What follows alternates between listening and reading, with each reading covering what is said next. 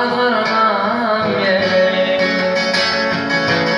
Menimle kıyılara baksakten bütüyüm tanıyım.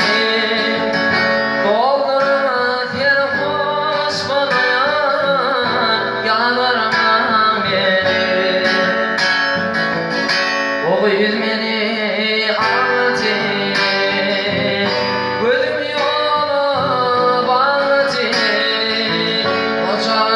beni ağladı, yandırdı beni.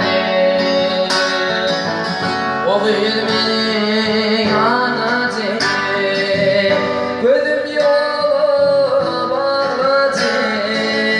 O şaşa beni ağladı, yandırdı beni.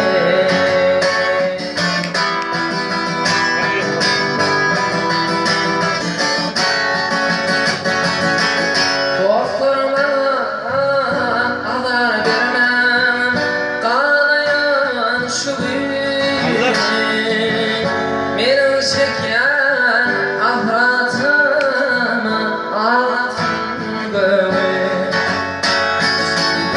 Benimle öyet ama darya dövüye. Başardıma kayhatamam işimden kov. Benim tamam darya gülüm. Başardan gayrı kalım içimden kovum. O ilmin ağladı, gözüm yolu bağladı. Boşanışta beni ağladı, yandırdı beni. O haramda da beni ağladı, gözüm yolu bağladı.